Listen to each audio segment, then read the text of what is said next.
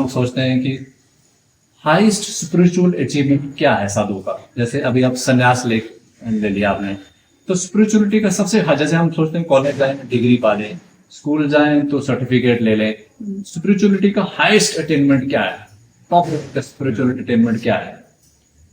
अगर इस चीज को हम शास्त्रों से भी थोड़ा सा कनेक्ट करके चलें, भगवत गीता जैसे एक आदर्श ग्रंथ मैं मानती हूँ, और मात्र साधु साधु के लिए नहीं, गृहस्थी के लिए भी ये एक आदर्श ग्रंथ होना चाहिए। भगवत गीता के अंदर बहुत से सूत्र ऐसे हैं जो कर्मयोग, ज्ञान योग, भक्ति योग को व्यक्ति के हर डायमेंशन को कनेक्ट करता है। इवन मेरा भी डबल पीएचडी कंटिन्यू में अभी गुरुकुल कांगड़ी से भी चल रहा है, थीसिस मेरा सबमिट करना रहता है उसका भी। तो उसमें मेरा मेन टॉपिक कंसल्ट यही है कि how we connect the physical health, social, mental and spiritual health with the Bhagavad Gita.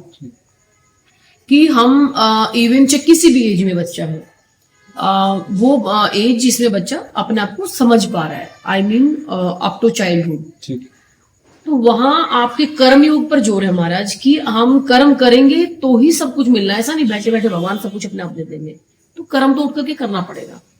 और स्पिरिचुअलिटी की अगर हाईएस्ट आप बात करते हैं, तो आपने जो कहा कि हमारा एक एम होता है कि हमें कॉलेज का एम है हमारा डिग्री गेट करना है, और मैं ये आपसे कह रही हूँ आपका चाहे स्कूलिंग का एम हो, चाहे आपका कॉलेज का एम हो, कोई भी आप स्टडी कर रहे हो, आप लोगों का जो aim, target, end of the result जो होता है वो ये होता है कि हम एक अच्छे पैकेज की जॉब्स कहाँ से गेट करें। This is the main thing. आप डिग्री में 60% गेट कर रहे हो, 80% गेट कर रहे हो, वो उस समय पे आपको शायद मुझे लगता है कि इंपॉर्टेंट होगा कि मेरा 80% आया, मेरे फ्रेंड का 90% है, आई एम द बैक, तो ऑन दैट टाइम आपको फील होगा। लेकिन जरूरी नहीं है कि महाराज आपका 90 वाला बंदा जो है पर्सन है वो ज्यादा अच्छा सैलरी पैकेज लेगा, 70 वाला उससे ज्यादा बेटर ले सकता है। तो मेन जो रिजल्ट है वो ये है कि हमारा जो अर्निंग पैकेज है वो हम कहाँ स्टैंड कर रहे हैं, वो एंड ऑफ द आपका एम है, चाहे वो स्कूलिंग का है, चाहे आपका कॉलेजिंग का, कोई भी डिपार्टमेंट हो जाए। और साधु महात्माओं का जो एम कहूं मैं, मोटो कहूं, तो हमसे तो बहुत बड़े अनुभवी और एक्सपीरियंस्ड तो सेम ही थिंग है। विद्वता में लगाओ, उनकी शास्त्रोक्त उनकी बुद्धि में लगाइए आप, तो आप बहुत से संतों से मिले भी होंगे।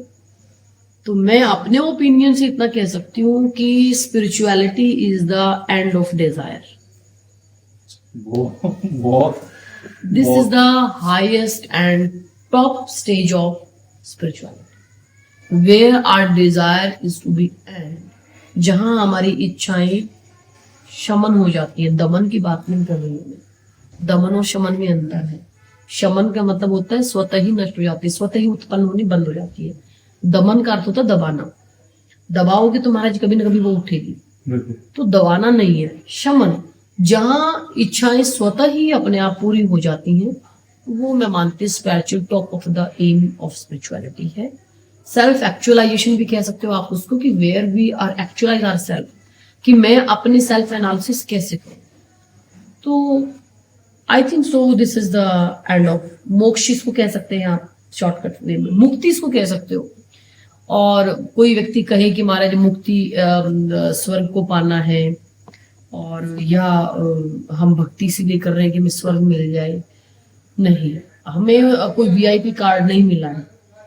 इस बात का कोई मतलब आप फर्क ना मान के चले कि आप हमसे आगे ना खड़े हो।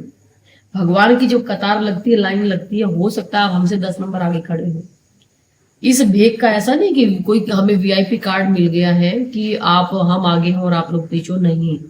वहां तुम्हारा जिसके पास कर्मों की पोटली में दम है ना, वो आप फर्स्ट नंबर पे खड़ा है। कर्म अपने जीवन में जितना अच्छा हो उतना हम करें, दयावान बने, दूसरों के सहयोगी बने, सहज बने, विनम्र बने, और जितना अपने से इस जीवन में हो सकता है उतना हम करें।